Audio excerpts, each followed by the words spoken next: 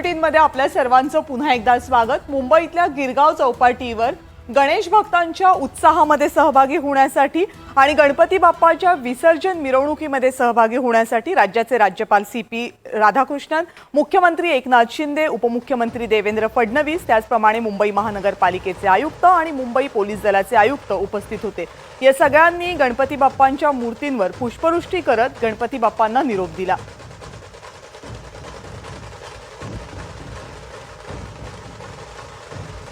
गिरगाव चौपाटीवर गणेश भक्तांचा महापूर उसळलेला आहे। लाखो गणेश भक्त आपल्या बाप्पाला इथे अनंत चतुर्थीच्या दिवशी विसर्जनाच्या मिरवणुकीमध्ये सामील झालेले आहेत। खरं म्हणजे गणरायाचं आगमन ज्या दिवशी झालं त्या दिवसापासून एक महाराष्ट्रामध्ये एक उल्हासाचं वातावरण, उत्साहाचं वातावरण होतं आणि गेल्या वर्षीपेक्षा यावर्षी उत्साह डबल होता आणि जवळपास आता गिरगाव चौपाटीवर 12,000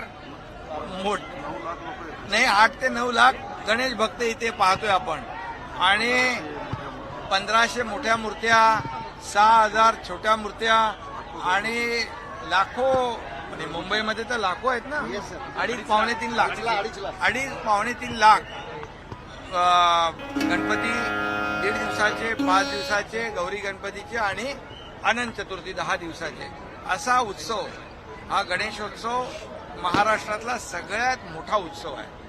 आणि आज आपण पाहतोय की काय सगळ्यांच्या चेहऱ्यावर एक आनंद आहे, एक उत्साह आहे आणि खऱ्या अर्थाने आज सगळे गणेश भक्त 10 दिवस या आपल्या गणरायाची पूजा, आरती आणि अतिशय भक्तिभावाने त्याची गणपतीची सेवा करून आज त्याला गणपती बाप्पाला विसर्जनाकडे घेऊन चाललेले आहेत। हे दृश्य जे आहे हे खरं म्हणजे दुर्मिळ आहे।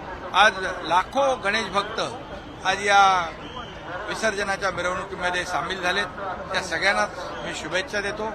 खऱ्या अर्थाने हा गणपती उत्सव या गणरायाकडे, खरं म्हणजे तुम्ही म्हणाल काय मागितलं, तुम्हाला आधीच सांगतो गणरायाकडे मागायची आवश्यकता लागत नाही यावर्षी।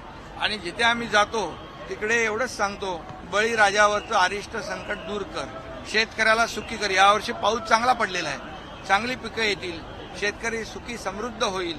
आणि यावर्षी गेल्या 2 वर्षामध्ये देवेंद्रजी इकडे आहेत, मी आणि आम्ही जेव्हा सुरुवात केली पहिल्या दिवसापासून आम्ही सर्वसामान्य जनतेच्या हिताचे निर्णय घेतले आणि आज पाहतोय आपण एकीकडे विकास आहे, दुसरीकडे उद्योग आहेत, तिसरीकडे कल्याणकारी योजना आहेत आणि या योजनाच्या मुख्यमंत्री माझी लाडकी बहीण योजनेमधून जो एक उत्साह डबल झालेला आहे आमच्या बहिणींचा आणि तोही पाहायला मिळतोय।